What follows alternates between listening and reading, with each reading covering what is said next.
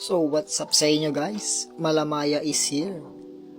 So itatopic ulit natin yung pag-water change sa ating mga isda, no? Kasi nga sobrang importante ng tubig dito sa mga isda natin, no? Bakit nga ba kailangan natin mag-water change sa ating mga isda? Unang-una, dapat talaga malinis yan. And kung hindi yan malinis, no, sobrang dumi, no, pwede ma-stress yung isda natin and pwede silang magkaroon ng sakit and eventually pwede silang mamatay. Yan yung pinaka ayaw natin as a fish keeper, no. Ano nga ba yung ginagawa ko kapag ako'y nagpapalit ng water? Unang-una is binabawasan ko siya ng 10 to 20% or mas maganda umabot siya ng 30%. Bakit?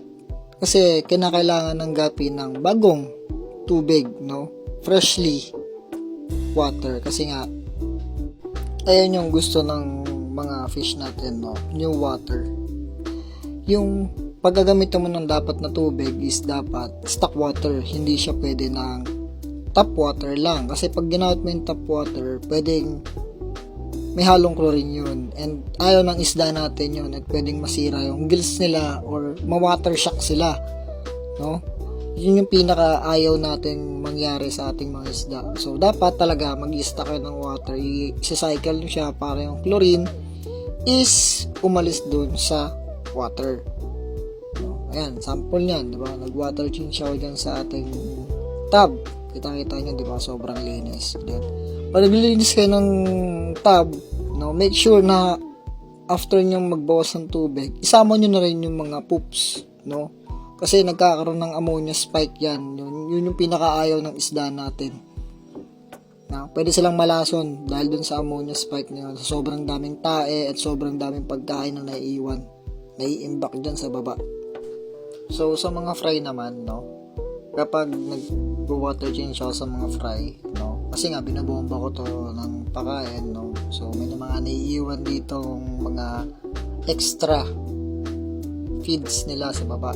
So after ko magpakain sa kanila ng 4 to 5 feeding time, no, ang ginagawa ko is mag-water change ako sa kanila. Sila yung hinuhuli ko mag-water change sa compare dun sa mga ano natin, sa ating mga breeder and sa mga ano natin, mga adult na ano.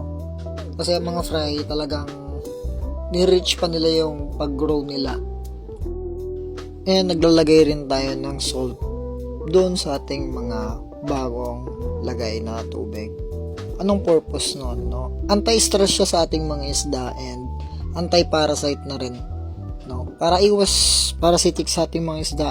Mahirap na magkasakit yung ating mga isda, lalo na pag mga fry, no? Mahirap natin i-cure yan compared sa adult. Pero may mga adult talagang mahirap i-cure, lalo na ang dropsy, yung pinakamahirap i-cure, no?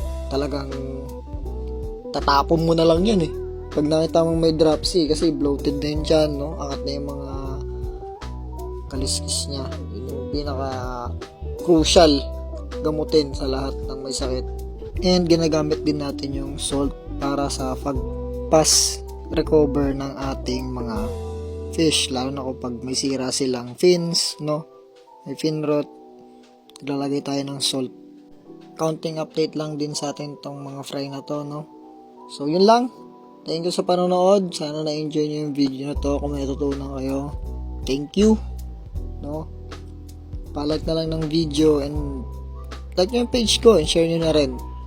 Pa-comment na lang din kung may tanong pa kayo. Try natin sagutin yan ng mas maaga. Yun lang. Maraming salamat. Thank you. Malamaya is out. Peace out.